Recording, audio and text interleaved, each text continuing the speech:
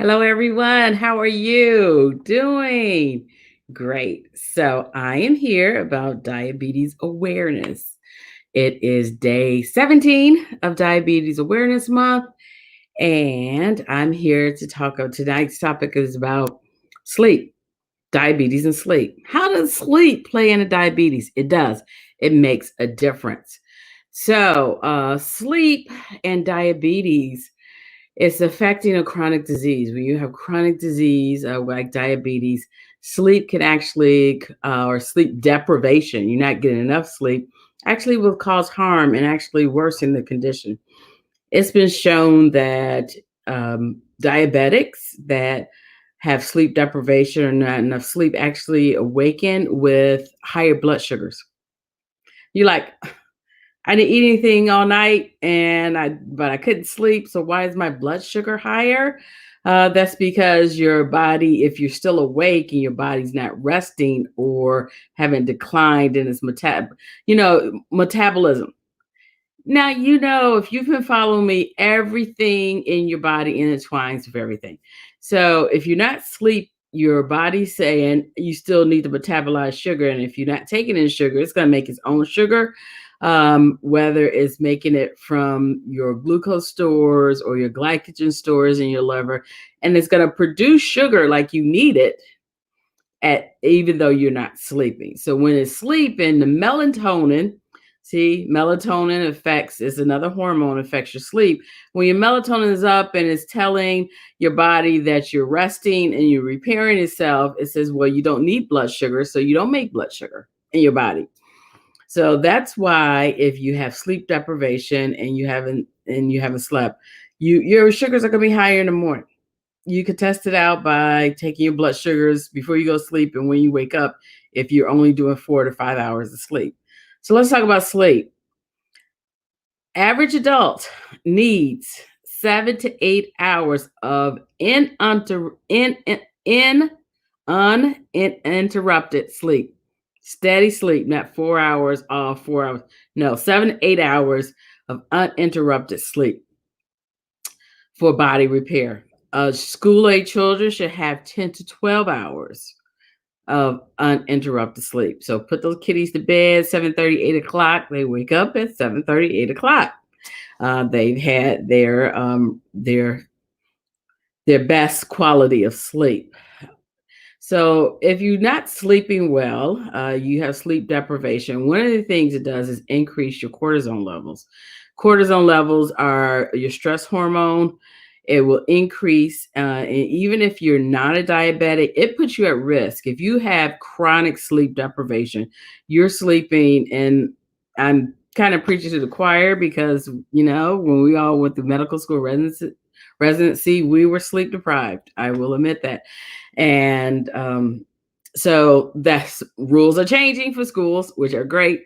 So, but if you chronically 4 to 5 hours of sleep, your body is in a steady chronic sleep deprivation, and you have high stress hormone levels of cortisone, and that puts you at risk for diabetes. That's why they say night shift workers are at risk for diabetes. So you got to make sure when you are sleeping during the daytime, if you are a night shift worker, that you have uninterrupted sleep. Now, I have no problem sleeping during the daytime. I don't even need darkened curtains. I'll go sleep anywhere.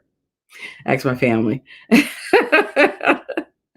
So make sure you're getting your sleep because that cortisone level, increased cortisone levels, puts one of the stresses on your hearts and other things. One it does is increase your risk for diabetes or worse than diabetes or not being controlled of diabetes.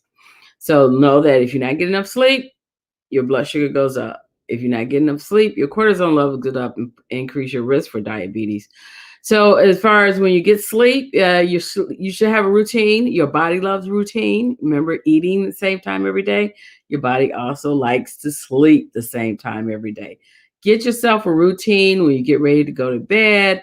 Get a calm down. You need to calm down. Turn off your electronics, those blue lights from your telephone and your laptop. Your laptop should not be in your bed with you. Okay.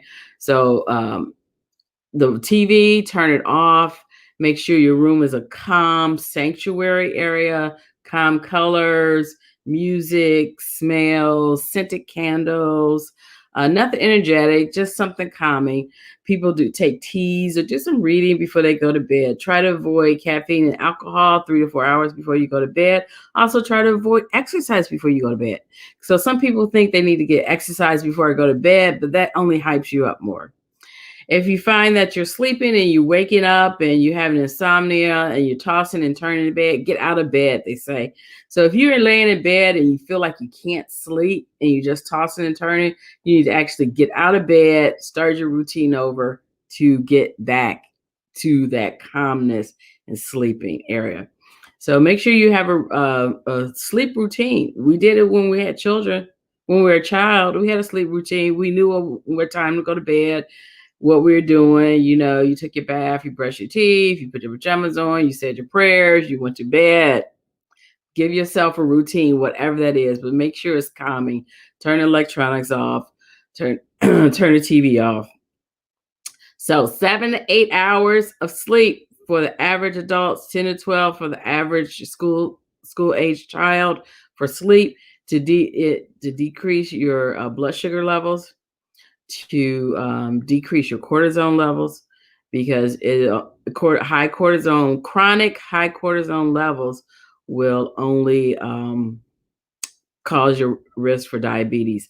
Other things about the bedroom: if you have chronic pain, make sure you take your pain medicine before you go to bed, so that's not waking you up. And they say in cool room makes it 68 to 70 degrees. You see me, you know, it's probably only like 65 outside and I'm cold right now. But no, it's actually 50 something. I'm cold. But they say the bedroom be a cool environment so that you bundle up, you put the covers over you. And another thing that I found out recently to help with sleep is a weighted blanket. And those, when you look at weighted blankets, it gives you that hugging feeling, that tactile feeling, that calms you down and kind of give you that snuggle feeling. Make sure you get the weight according to your weight, and there's actually a table if you go to buy a weighted blanket that tells you how to tally that up. Okay, sleep. Get some sleep to manage and prevent your diabetes. So this is Yvette McQueen, MD. Yvette McQueen, MD, on all social media. And oh yeah, I didn't tell you who I was. A global physician on a mission to educate about health, travel, wellness, and disease prevention. So YvetteMcQueenMD.com. You can find me for consults. I'm available. Hit me up for those services. Ciao for now. Stay safe.